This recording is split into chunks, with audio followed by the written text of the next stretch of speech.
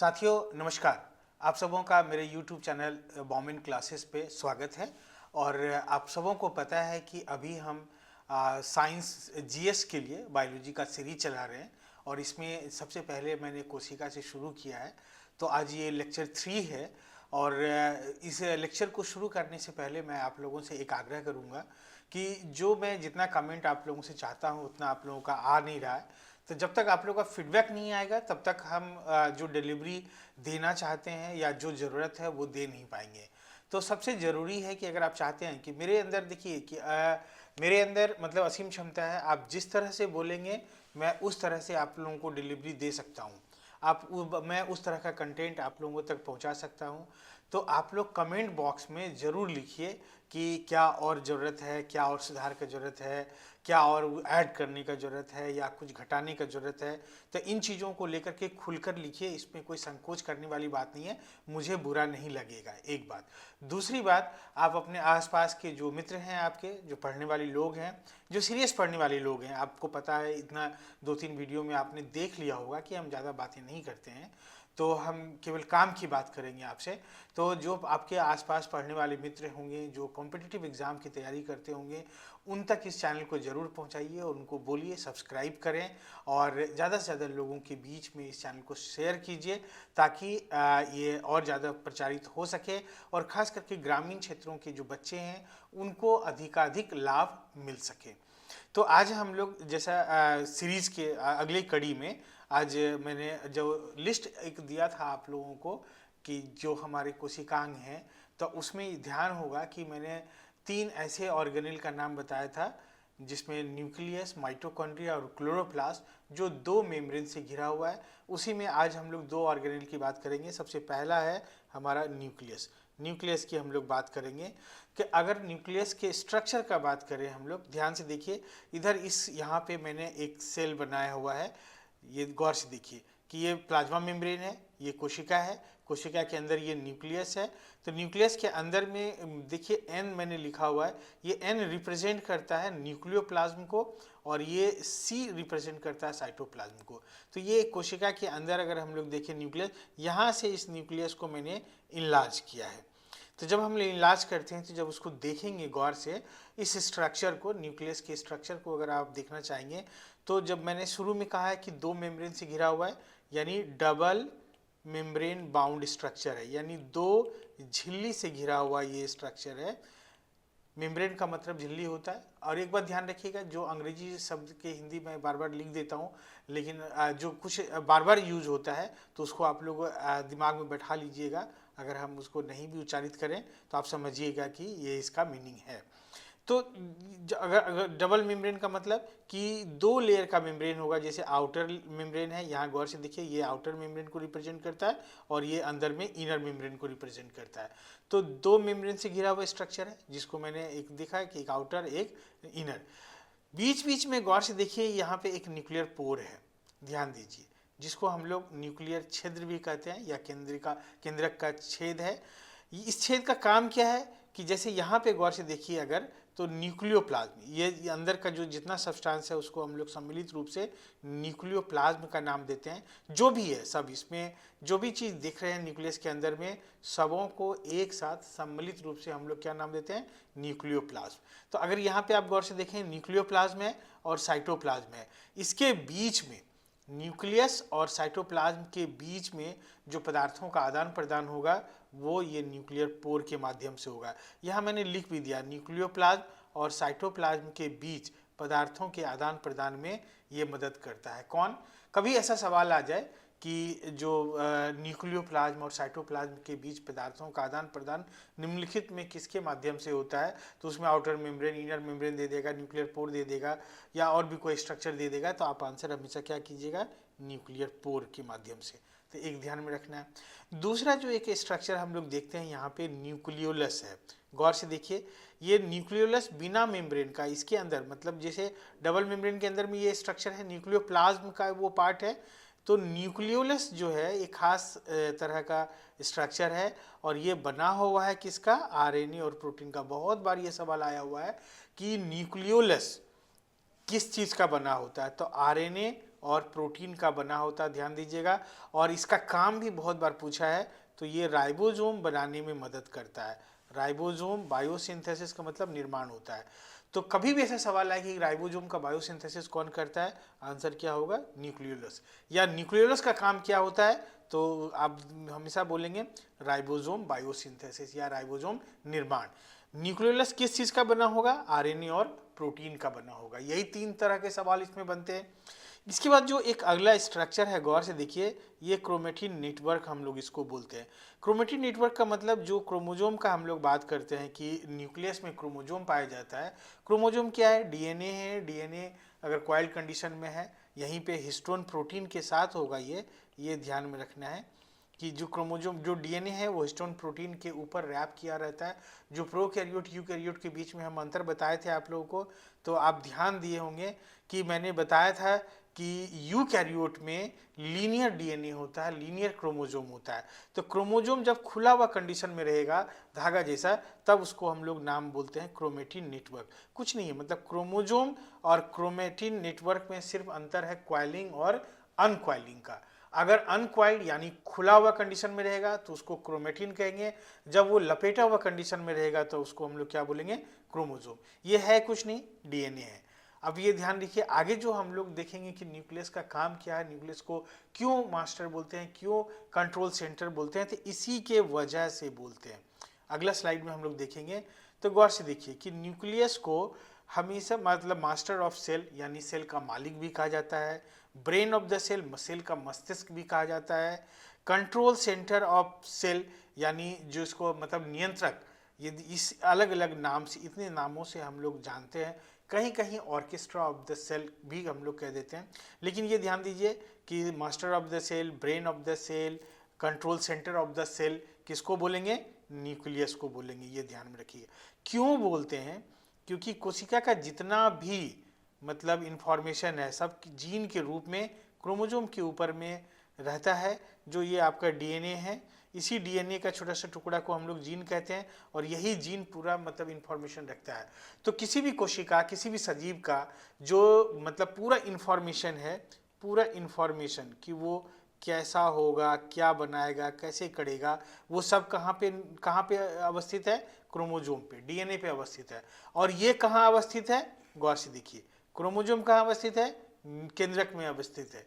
तो यानी जहाँ पे मतलब ये कंट्रोल, ये जो आप देख रहे हैं कि डीएनए है या जीन है, जो जो सारा इंफॉर्मेशन रखा हुआ है, जिस सेल का जितना गतिविधि होगा, वो सारा गतिविधि का इंफॉर्मेशन, सूचना कहाँ पे है, क्रोमोजोम पे है, डीएनए पे है, जीन के रूप में।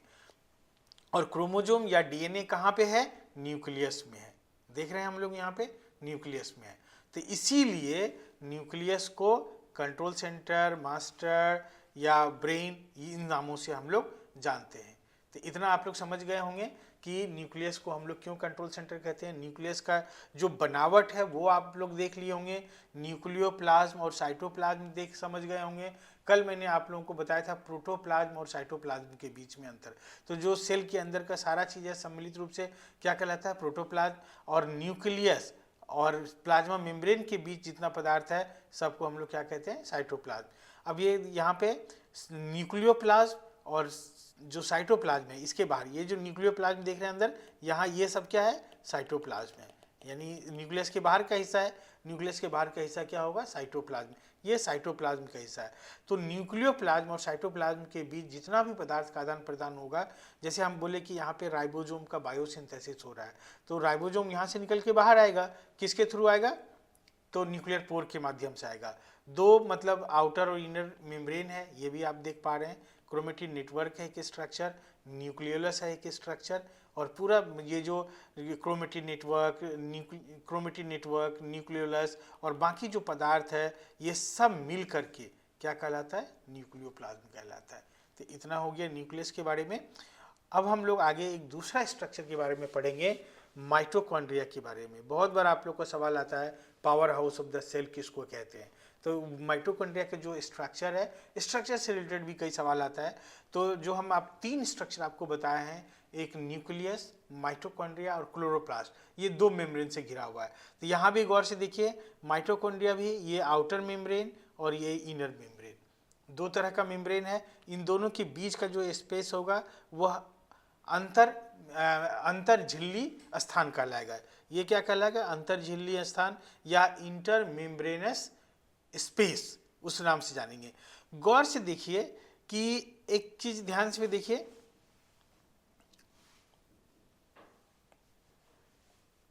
इसको मैं लिख देता हूं।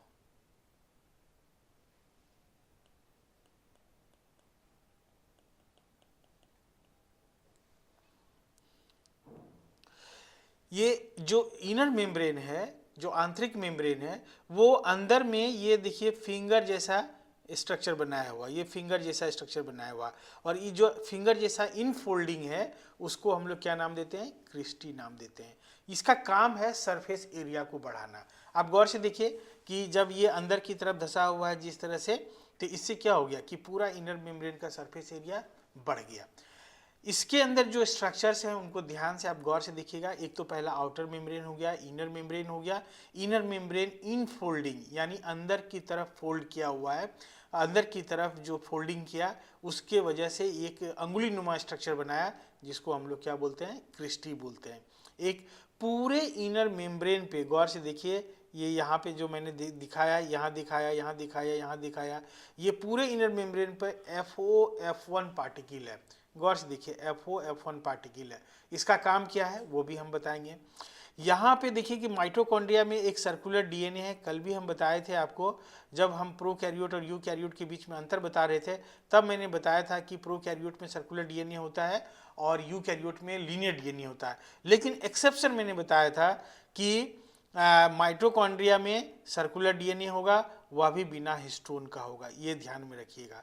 दूसरा अंतर मैंने प्रोकैरियोट यूकैरियोट में बताया था कि प्रोकैरियोट में 70S राइबोसोम होता है और यूकैरियोट में 80S होता है। लेकिन वहाँ भी मैंने एक्सेप्शन बताया था कि माइटोकॉन्ड्रिया और क्लोरोप्लास्ट में 70S राइबोसोम होता है।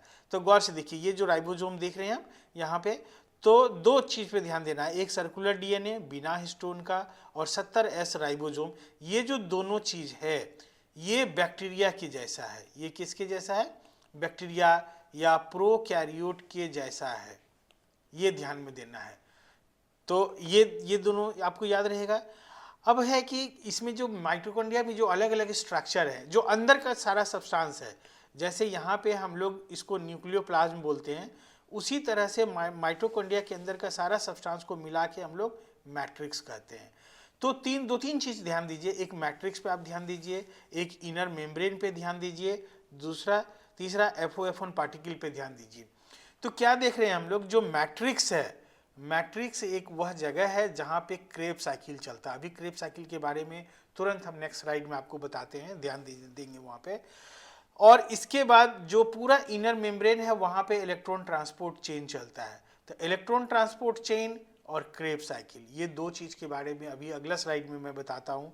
तीसरी बात है कि यहाँ पे ATP निर्माण, मैं कह रहा हूँ कि FOF1 पार्टिकल जो कि पूरे इनर मेम्ब्रेन पे फैला हुआ, हम यहाँ केवल दिखाए हैं, देखिए हम केवल ये यहाँ इतना दूर दिखाया है, यहाँ दिखाए हैं, लेकिन ये समझिए कि पूरे इनर मेम्ब्रेन पर पाया जाता है। ये ऐसा नहीं है कि यहाँ दिखा दिया केवल इतना ही पे, तो पूरे, इसलिए मैंने लिख भी दिया कि ये पूरे इनर मेम्ब्रेन पे पाया जाता है। तो ये ध्यान में रखना है। तो ये क्या करता है? ATP निर्माण में मदद करता है। तो तीन चीज़ आप ध्यान दीजिए कि एक क्रेब साइकिल, दूसरा इलेक्ट्रॉन ट्रांसपोर्ट चेन और ATP निर्माण। ये तीनों कहाँ कहाँ पाया जाता है वो हम लोग अगले स्लाइड में भी देखेंगे, फिर एक बार हम रिवर्स भी आएंगे। तो गौर से देखिए, अब जब आपको पता है कि माइटोकॉन्ड्रिया को power house of the cell कहते हैं, आप इतना तो याद कर लेते हैं।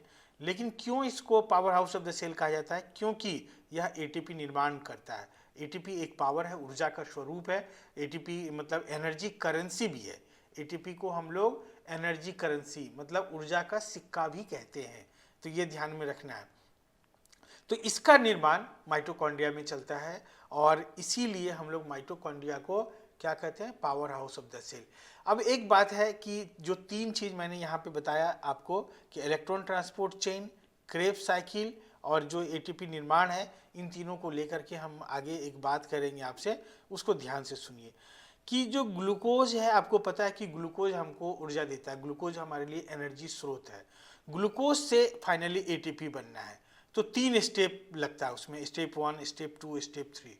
तो ये ध्यान में दीजिए, स्टेप 1 जो है उसको हम लोग ग्लाइकोलाइसिस कहते हैं और ये साइटोप्लाज्म में चलता है, यानी माइटोकॉन्ड्रिया से बाहर चलता है।